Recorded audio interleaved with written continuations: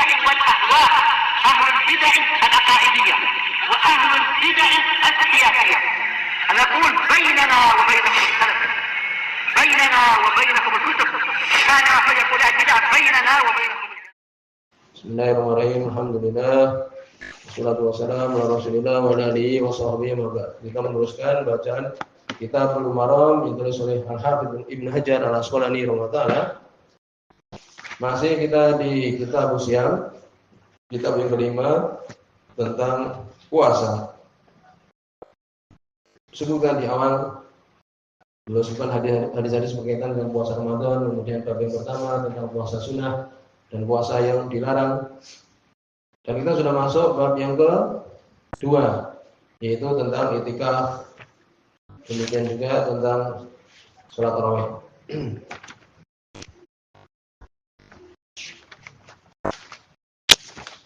Disebutkan pada pertemuan terlewat bahwa Nabi SAW ketika masuk ya di 10 hari yang terakhir di bulan Ramadan, maka beliau membangunkan istrinya, membangunkan keluarganya, demikian juga mengencangkan sarungnya. Ini menunjukkan beliau menjauhi istrinya untuk beribadah. Demikian juga ahya lailahu, menghidupkan malamnya. Demikian juga disebutkan bahwa barang siapa yang dia itu sholat malam di bulan Ramadan karena iman dan mengharapkan pahala Allah, diampuni dosa dia yang telah lewat. Sebetulnya itu dosa-dosa kecil, karena dosa besar butuh kepada taubat. Kemudian masih kita di bab yang kedua, bab al-i'tikaf bagi Ramadan.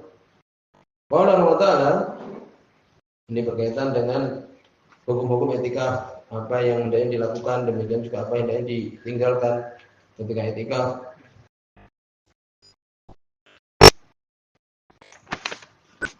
Qala, hadis yang kelima, wa anha, yang masih dari Aisyah radhiyallahu anha.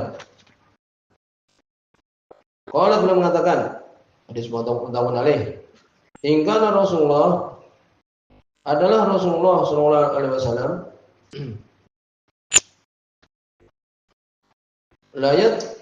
la yudkhilu alayya ra'sahu, sungguh beliau memasukkan kepadaku kepalanya, bahwa bil masjid, dalam keadaan Nabi di dalam masjid, fa urajjiluhu, maka aku menyisirnya. Jadi Nabi di Masjid Nabawi ya, beliau mengeluarkan kepalanya ke rumah beliau, Aisyah menyisir kepala Nabi sallallahu alaihi wasallam. Wa kana la yadkhulul bait, adalah beliau tidak masuk ke rumah ila lihajatin, kecuali karena keperluan. Idza kana mu'takifan, apabila beliau i'tikaf. Muttafaqun alaih, hadis Bukhari Muslim, wala Bukhari, ini lafaznya Bukhari. Dari sini jelas ya bahwa seorang ketika i'tikaf tidak masuk ke rumah kecuali sesuatu yang perlu. Ya, seperti makan umpamanya, atau mungkin mandi dan semisalnya. Bagaimana kalau kemudian menyisir demikian seperti ini? Ya, boleh apabila tidak ada fitnah. Ya, Nabi SAW di sini melakukan perbuatan ini untuk menunjukkan boleh. Ya, menunjukkan itu adalah sesuatu yang diperbolehkan. Dengan syarat apa? Tidak menimbulkan fitnah. Demikian juga hadis berikutnya tentang ya larangan ketika seseorang beriktikaf, apa yang hendaknya dilakukan, apa yang tidak boleh. Wa anha, dari Aisyah radhiyallahu anha juga, tapi hadis ini dibicarakan kepada ulama ya. Sebagian mengatakan ini ucapan Aisyah radhiyallahu anha, tapi yang benar ya itu adalah idraj. Itu adalah ucapan Al-Imam Az-Zuhri radhiyallahu ta'ala, seorang tabi'in. Ya, bukan ucapan Aisyah radhiyallahu anha. Ini menyebutkan di sini seperti Imam Al-Baihaqi radhiyallahu ta'ala. Beliau mengatakan anahum min qouli Zuhri. Di antara mereka yang mengatakan ini ucapan Imam Az-Zuhri. Ya, dan bukan ucapan dari Aisyah. Demikian juga Sulaiman Darqutni radhiyallahu ta'ala. Laisa min qouli Nabi, ini bukan ucapan Nabi sallallahu alaihi wasallam. Ya, wa anahum min kalami Zuhri, ini ucapan Imam Az-Zuhri. Ya, ini ucapan Imam Az-Zuhri. Seorang tabi'in, murid yang paling kuat hafalannya dari Anas bin Malik radhiyallahu anhu.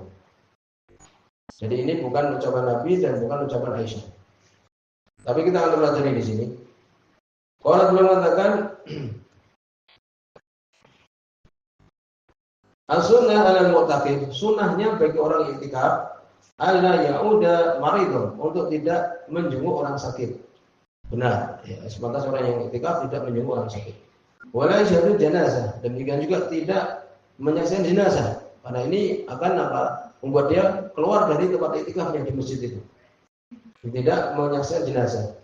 Dengan syarat disebutkan oleh para ulama apabila sudah ada yang mengurusi jenazah. Tapi kalau tidak ada seorang pun yang mengurusi jenazah, dia wajib untuk mengurusi jenazah tadi. Wala yamassa imra'atan, tidak menyentuh istri, perempuan ini istri. Maksudnya di sini menjimai.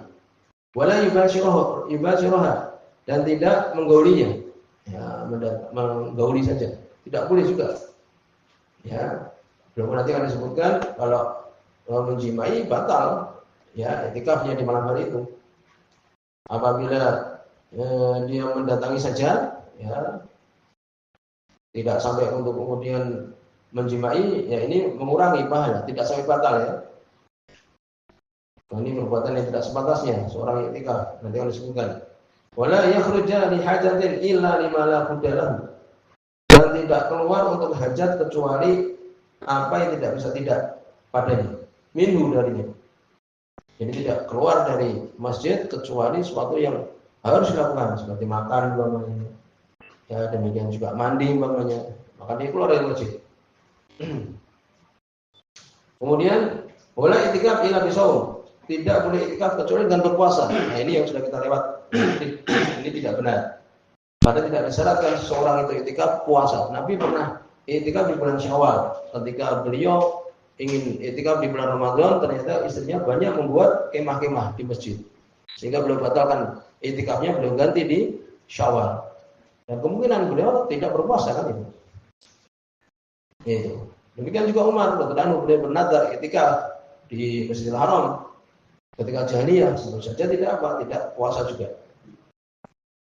Wala iktikaf illa fi masjid jami', dan tidak iktikaf kecuali di masjid jami'.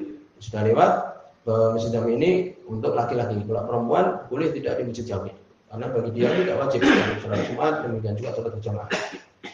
Ini. Rawi Daud meriwayatkan Imam Abu Dawud, wala ba'sa birijali, tidak mengapa dengan rijalnya, rawinya illa an rajih, hanya saja yang benar waqfu akhirih, yakni mauquf akhirnya. Dari beberapa lafaz yang akhir tadi mauquf, bukan ucapan Aisyah. Ya, jadi ini mauquf itu aja. Dan telah lewat bahwa ini semua di sini adalah bukan ucapan Aisyah, tapi ucapan Imam Az-Zuhri rahimahullah. Kemudian berikutnya, Wan Ibnu Abbas, dari sahabat Abdullah bin Abbas radhiyallahu anhu. Ya, jadi hadis tadi walaupun dhaif ya, tetapi kita bisa ambil beberapa permasalahan di situ. Hadis yang ketujuh, Wan Ibnu Abbas, dari sahabat Abdullah bin Abbas radhiyallahu anhu. Ini juga dibicarakan hadisnya. Ibnu Hajar sendiri juga memberikan hukum di belakangnya kan. Dan beliau sengaja menyebutkan hadis yang mungkin dhaif ataupun mauquf untuk dipelajari. Ya, beliau sendiri mau merujukkan itu mauquf juga. Jadi ucapan Ibnu Abbas saja, radhiyallahu anhu. Jadi marfu'nya itu adalah dhaif, yang benar adalah ya mauquf saja. Seperti disebutkan oleh ya Majd Ibnu Taimiyah, mengatakan bahwa yang merofakkannya, mengatakan itu ucapan Nabi itu adalah Abu Bakar As-Susi, gurunya Imam Darqutni. Ya, demikian. Demikian juga Imam Baihaqi beliau menyebutkan as-sahih mauquf, yang benar adalah mauquf saja. Ini ucapan siapa? Ucapan Abdullah bin Abbas radhiyallahu anhu. Itu. Sudah selesai. Berarti ini ucapan Ibnu Abbas. Dari Wan Ibnu Abbas, dari sahabat Abdullah bin Abbas radhiyallahu anhu, ada Nabi sallallahu alaihi wasallam beliau mengatakan, bukan ucapan Nabi ya, ucapan Ibnu Abbas radhiyallahu anhu. Laisa al-mu'takif siyam, tidaklah atas orang yang iktikaf puasa. Ini tidak ada iktikaf. Ya, tidak ada untuk orang yang iktikaf puasa. Illa ayja'alahu ala nafsi, kecuali menjadikannya untuk dirinya. Ini tidak iktikaf kecuali dengan puasa. Maksudnya demikian. Kalau Daraqutni meriwayatkan Imam Daraqutni wal Hakim dan Hakim warajih waqfuhu aidan. Dan benar adalah yang benar itu mauquf juga diucapkan Ibnu Abbas. Jadi tidak ada atas orang yang iktikaf puasa kecuali dia jadikan untuk dirinya. Ini dia dalam keadaan wajib atasnya puasa. Ya demikian. Dan sudah lewat pembahasan ini bahwa tidak disyaratkan seseorang yang dia itu iktikaf untuk berpuasa. Maka di sini ada beberapa permasalahan. Sebagian sudah kita sebutkan kemarin tentang definisi iktikaf. Kemudian hukumnya adalah apa? Sunnah. Kecuali kalau dia menanggarkan belajar. Paling sedikitnya iktikaf yang benar tidak ada batasan. Ya, akal iktikaf, sebagian mengatakan akal iktikaf yaum wa lailah, 1 hari 1 malam. Ada pendapat demikian. Yang lain mengatakan tidak ada batasan. Ini pendapat Imam Syafi'i. Ya, demikian juga riwayat Imam Ahmad. Ibnu Munzir memilihnya. Ya itu adalah yang benar. Tidak ada hadis yang sahih menyebutkan. Sudah lewat sebagiannya pembahasannya. Kemudian kapan ini seseorang itu masuk ke tempat iktikaf? Kesimpulannya ya dia masuk di tanggal 21. Kalau iktikaf ya iktikaf di 10 hari terakhir. Di sini ada beberapa pendapat. Ada yang mengatakan mulai dari sejak sholat subuh. Kemudian ada yang mengatakan yabda'u min ghurubi syamsi yaum 20. Ada yang mengatakan demikian. Yakni memulai dari sejak tenggelam matahari hari ke-20. Hari 20 itu ya tenggelam kan masuk 21. Masuk ke tempat iktikaf, masuk ke masjid. Mau dibuat di kemah atau semisalnya yang boleh. Karena yang namanya hari itu kan dimulai dengan matahari tenggelam, ya itu. Lalu bagaimana hadis yang kita sebutkan, yang dibawakan oleh Ibnu Hajar di dalam Bulughul Maram ini, ya, ini bahwa Nabi Sallallahu Alaihi Wasallam dari hadis sebutkan adalah Nabi Sallallahu Alaihi Wasallam apabila ingin iktikaf, beliau sholat subuh, kemudian masuk iktikaf dia, masuk ke tempat iktikaf beliau. Di mana ini menunjukkan wajib Muslim. Jadi Nabi SAW beliau kalau ingin iktikaf, beliau masuknya itu setelah sholat subuh. Jadi tanggal 21 ya, habis sholat subuh masuk. Disebutkan oleh para ulama, yakni beliau ingin menyendirinya itu ketika selesai sholat subuh. Nah itu masuk ke kemahnya selesai sholat subuh. Tapi beliau mulai berniat untuk iktikafnya setelah apa? Setelah matahari tenggelam. Karena dinamakan hari itu kan ketika matahari tenggelam, itu kesimpulannya. Sebenarnya mengatakan sudah masuk itu setelah sholat subuh. Tapi yang benar adalah demikian. Lalu kapan keluarnya? Keluarnya ya sebelum apa? Masuk 1 Syawal itu. Ya, ketika ada pengumuman mungkin tanggal 29 paling akhir sudah berarti keluar setelah adzan maghrib keluar. Ya. Kalau itu masih berarti masih tanggal 30. Jadi kesimpulannya dia keluarnya ketika apa? Ketika sudah masuk tanggal 1 Syawal. Sudah demikian. Jadi dia masuk ke tempat iktikafnya itu ya habis maghrib, habis adzan itu. Kemudian keluarnya setelah maghrib juga. Ya demikian. Adapun hadis yang tadi disebutkan Nabi SAW beliau masuk ketika selesai sholat subuh itu adalah untuk menyendirinya, ya mendatangi tempat kemahnya itu. Ya demikian. Kemudian juga disebutkan beberapa permasalahan. Apakah boleh ya keluar untuk berak, demikian juga makan? Maka ini jelas boleh. Kemudian juga disebutkan boleh nggak menjenguk orang sakit? Tidak. Ya demikian juga menjenguk jenazah, mengantar jenazah. Ya tidak. Karena ini melazimkan sya'yu ilaiha, melazimkan mewajibkan dia untuk berjalan menuju kuburan. Berarti seakan-akan dia apa? Bukan orang iktikaf. Kemudian juga disebutkan tidak boleh ketika iktikaf mensyaratkan aku nanti mensyaratkan ketika iktikaf ya untuk jual beli, ya tidak boleh.